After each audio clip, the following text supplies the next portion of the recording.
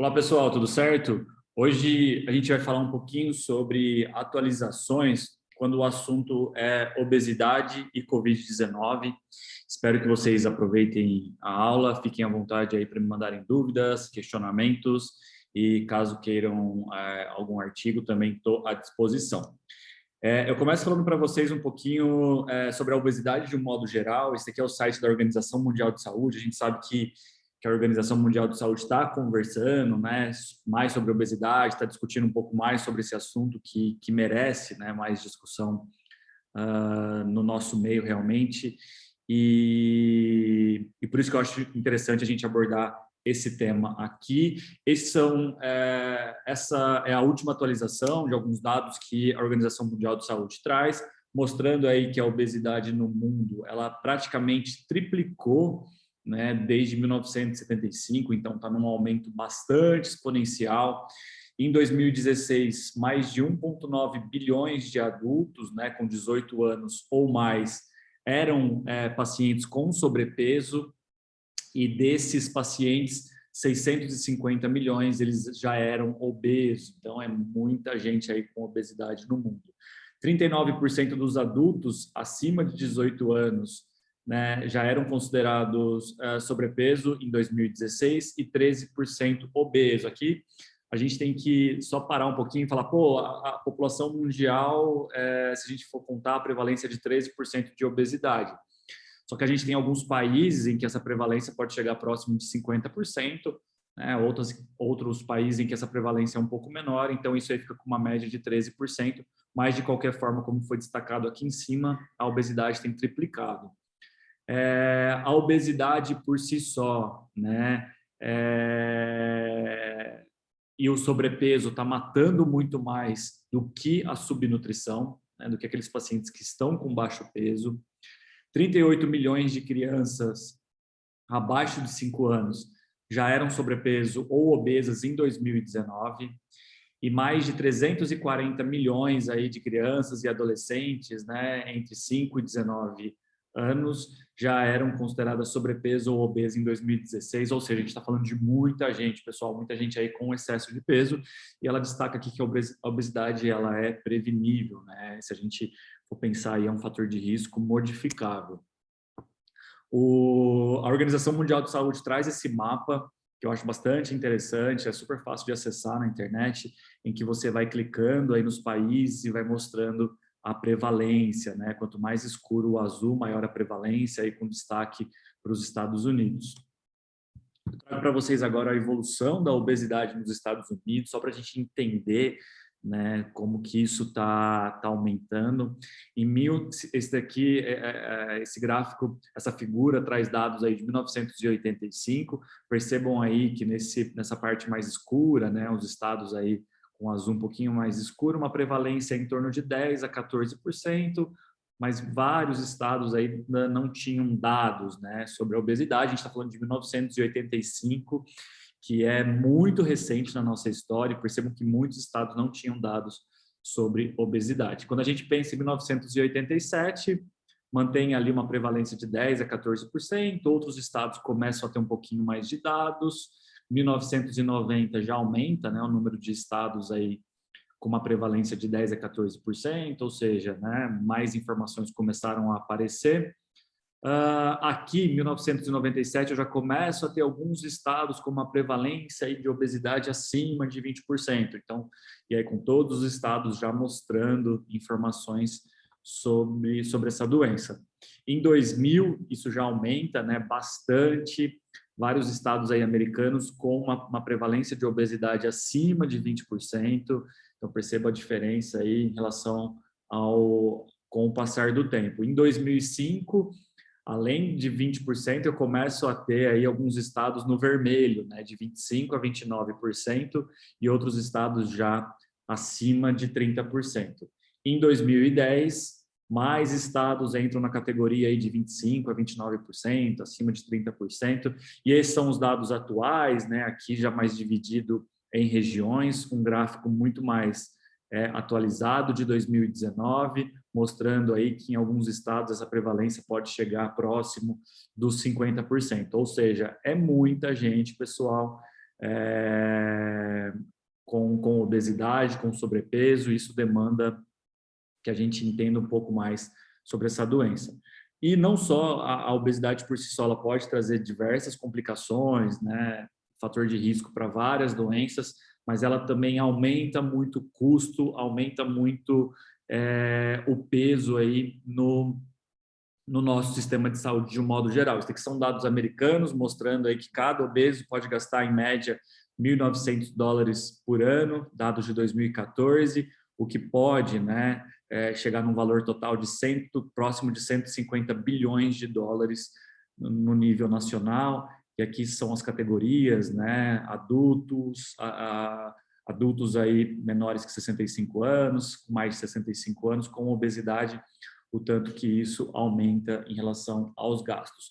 No Brasil, a gente fala numa prevalência de obesidade girando aí em torno de 20%, 25%, tá? Quando a gente considera o IMC acima, né, igual ou acima de 30 kg por metro quadrado. Aqui a população de homens, zona urbana, zona rural, mulheres, zona urbana, zona rural. Quando a gente considera a circunferência abdominal, é um pouquinho diferente, tá? Tem um aumento aí da prevalência, mas o critério mais utilizado é realmente o IMC acima de 30, então o Brasil já em torno aí de 20 a 25, 27% nos estados de um modo geral, tá? E a gente tem que entender que a obesidade, quando a gente fala que a obesidade é uma doença inflamatória crônica, o paciente tem uma inflamação de baixo grau, né? E isso vai ser fator de risco para várias doenças, incluindo o COVID, que é o nosso tema hoje aqui. Eu trouxe essa figura porque eu acho muito interessante, é uma das explicações para o fato da obesidade gerar inflamação, e eu vou tentar explicar para vocês um desses mecanismos, tá? Aqui tem um paciente magro, né, com algumas células aí adiposas, e percebo que eu tenho vasos sanguíneos permeando, né, essas células, tá? Aqui desse lado. Quando o paciente ele se torna obeso, essas células adiposas, elas se hipertrofiam, tá, pessoal? Qual que é a questão? Os vasos sanguíneos, eles não acompanham, eles crescem, sim, mas eles não acompanham na mesma velocidade o aumento do tecido adiposo. Ou seja, eu vou ter alguns focos nesse tecido adiposo com falta de suprimento. Ou seja, essas células, pontos dessas células, algumas células podem morrer, e isso gera, né, infiltração de macrófagos, enfim, de células de defesa de um modo geral, e isso é um gatilho para a inflamação. Tá? Então, eu vou ter interleucina 6, fator de necrose tumoral, interleucina 1, enfim, vários fatores aí pró-inflamatórios, né, e isso acontecendo de forma repetitiva e cronicamente leva a essa inflamação crônica que a gente já conhece.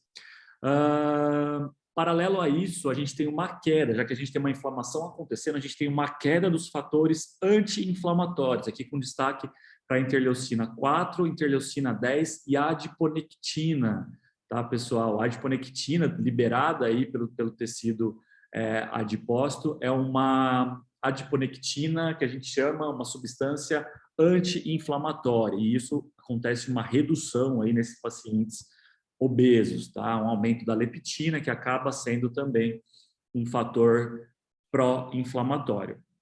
Esse é um dos mecanismos. E o que a gente sabe, para a gente contextualizar? A gente sabe que o tecido adiposo ele é rico em um receptor que facilita a entrada do vírus, tá? Vou tentar explicar aqui para vocês também mais uma vez. Vamos lá, ó. O vírus, ele entra na célula, né, para se replicar através do receptor de conversão de angiotensina 2, esse daqui, tá? Então, o vírus entrou nessa célula, ele se ligou a esse receptor e entrou na célula. Quando o vírus entra na célula, ele faz um down regulation desse próprio receptor, ou seja, diminui a capacidade, diminui a quantidade desses receptores na membrana, tá? Então, ele entrou com esse receptor, diminuiu a quantidade do mesmo receptor com que ele entrou. Esse receptor, o receptor de conversão da enzima de angiotensina 2, tá? Ele é responsável por pegar a angiotensina 2 e transformar em angiotensina 1,7. A angiotensina 1,7, e da mesma forma a angiotensina 1 e a angiotensina 1,9. Essas duas angiotensinas aqui, elas são anti-inflamatórias, tá? Então, se o vírus entrou, reduziu isso daqui, essa conversão de angiotensina 2 e angiotensina 1 não vai acontecer com tanta frequência, ou seja, vai sobrar a angiotensina 1 e a angiotensina 2. E a angiotensina 2, um marcador claramente de lesão pulmonar, de vasoconstrição, e isso com o tempo vai levar a pior prognóstico nesses pacientes. Tá? Então, consegue entender, e aí eu consigo linkar com a obesidade quando eu sei que esses receptores eles são ricos no tecido adiposo.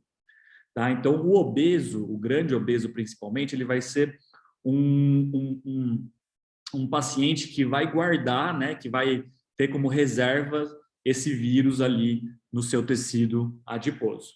Aqui, do mesmo jeito que eu expliquei para vocês, o vírus, né, entra na célula, fica aí, né, guardado nesse obeso, né, como reservatório. O clearance viral diminui, ou seja, o vírus fica rolando, fica ali rodando, né, no organismo, fica ali reservado na célula adiposa. E além disso, o tecido adiposo ele pode elevar um aumento do angiotensinogênio e toda aquela cascata que a gente já conversou, angiotensina 1, angiotensina 2, que é um marcador de lesão pulmonar, que é um marcador de vasoconstrição, que aumenta a permeabilidade vascular. E como o COVID, né, como o SARS-CoV-2 entrou na célula, aquele receptor sofreu down regulation que a gente já conversou, sobra mais angiotensina 2, que é esse fator que eu falei para vocês aí de vasoconstrição, inflamação, fibrose, oxidação, tá?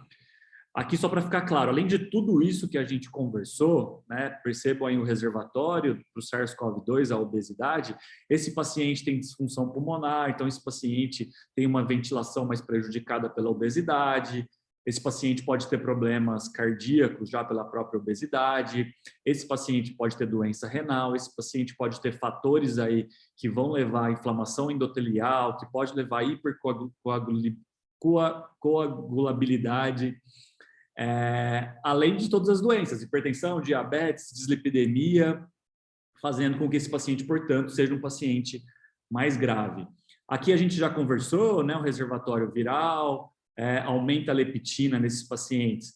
Lembrando que a leptina, ela é uma substância ligada à saciedade, tá? Só que o obeso, ele tem uma resistência à leptina, então essa leptina fica ali rodando, né? Fica ali no organismo agindo aí de maneira não tão funcional. E queda na adipoctina, que a gente sabe que é um marcador anti-inflamatório, tá? Tudo isso, a obesidade vai acontecer, uma lipotoxicidade, a disbiose, que esse paciente obeso também tem, tudo isso marcadores, né, sinais de uma doença mais grave nesses pacientes. Aqui, como a gente já conversou, esse paciente também tem disfunção respiratória, então mecanismos aí prejudicados de respiração, de resistência, a troca gasosa já é bastante prejudicada, um baixo volume pulmonar, uma baixa força muscular. Então, tudo isso vai ser responsável por uma disfunção respiratória, comorbidades, né? Nem todos os obesos têm, mas o risco dele ter uma comorbidade é maior, então doenças cardiovasculares, diabetes, doença renal e um risco metabólico, hipertensão, pré-diabetes, resistência insulínica, dislipidemia. Pensa tudo isso se juntando, levando aí a um curso mais grave da COVID-19. Então, tudo isso daqui a gente já conversou, tá? Uma disfunção, uma disfunção imunológica, enfim, tudo isso a gente já conversou. Eu só coloquei esse slide para a gente lembrar que esses pacientes também têm uma limitação no seu cuidado. Então, a gente pensa que é um paciente que tem uma dificuldade para a gente colocar na posição prona, pela grande obesidade muitas vezes, dificuldade para intubação, dificuldade para a gente conseguir, né, atingir a pressão ventilatória de forma adequada, enfim. Então, é um paciente que, juntando tudo isso, vira um paciente bastante grave.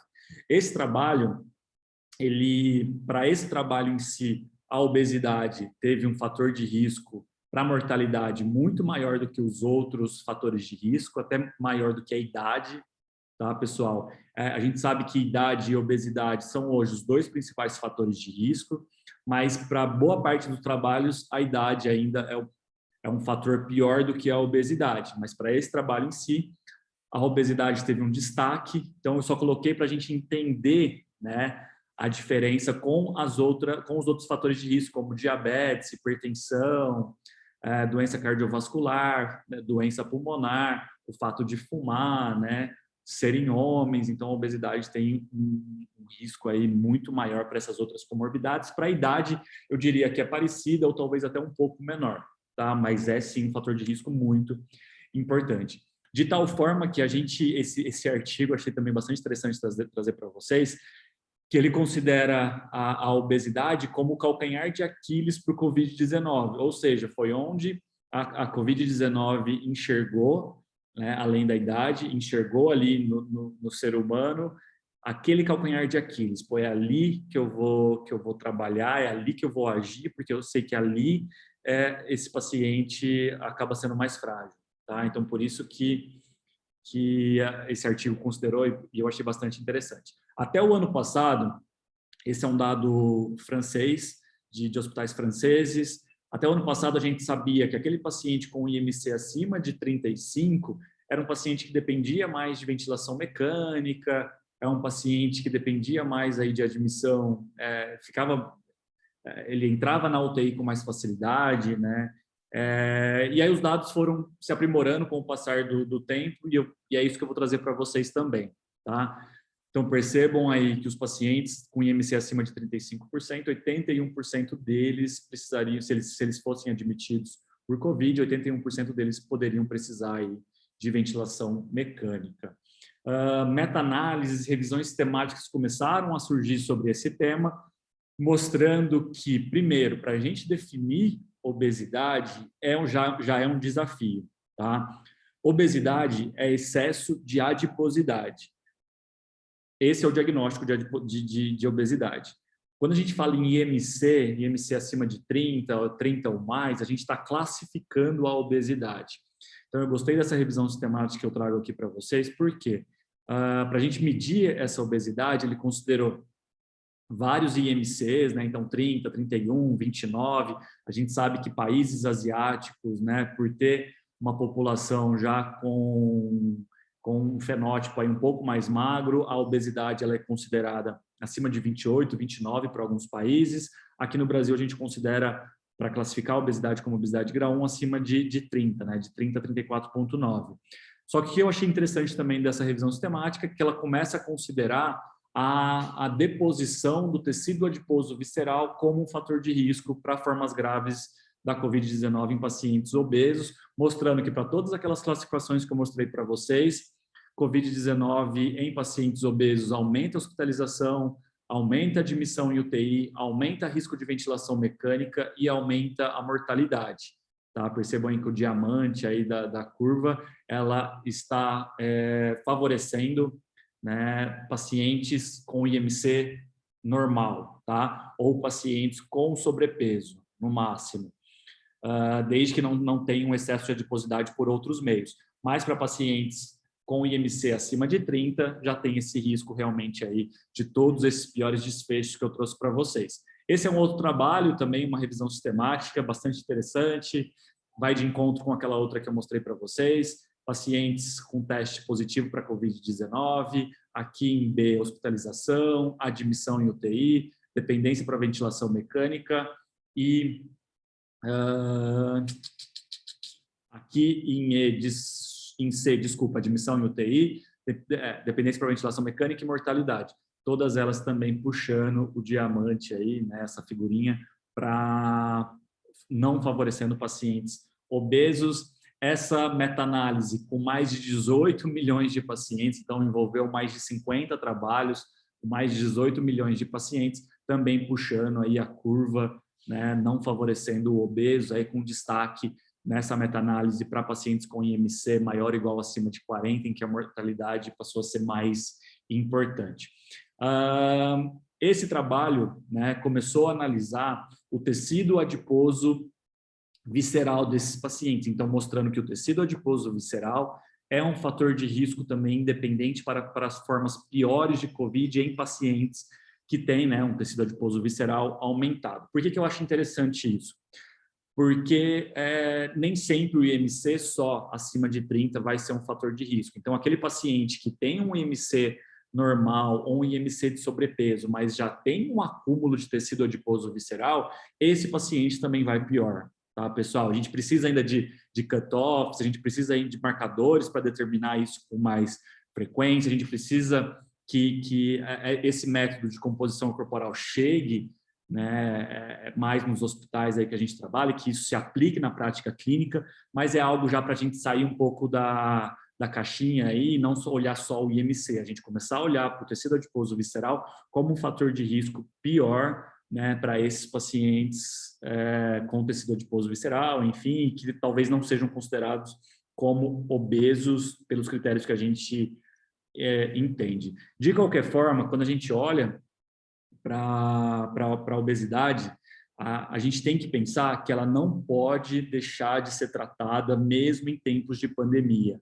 tá? Então, a gente precisa apoiar esses pacientes, incentivar para exercício físico, pensar até em subsídios, né? Esse é um artigo americano de março desse ano, campanhas, enfim, tudo isso para a gente tentar melhorar a obesidade desse paciente.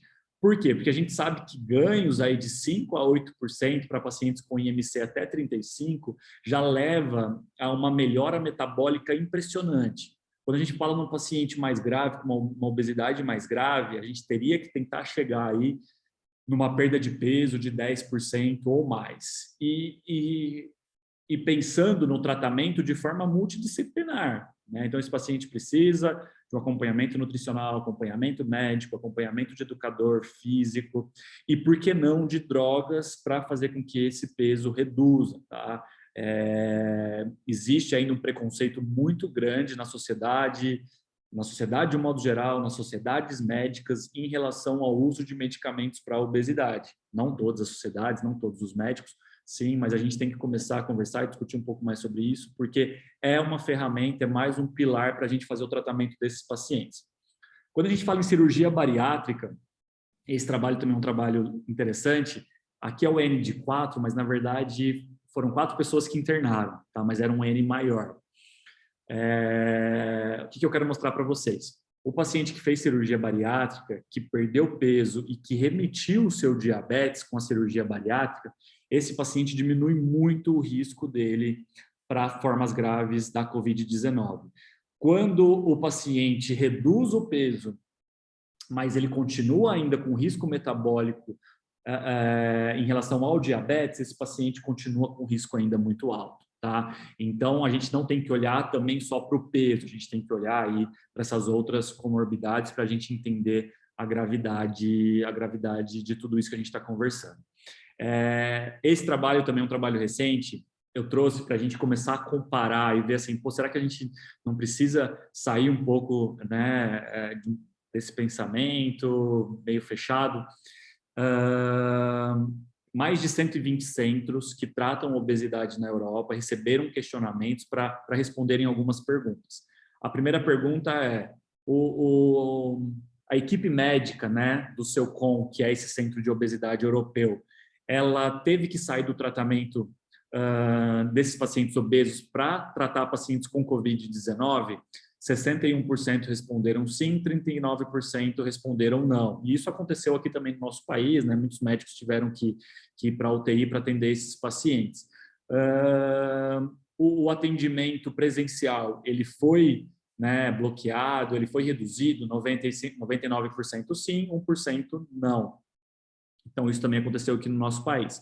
Mas quando a gente olha, principalmente para sistema público de saúde, né, você conseguiu transferir esses pacientes para alternativas como a telemedicina? Na Europa, 87% respondeu sim, 13% não. E aí, como que está aqui no nosso país, né?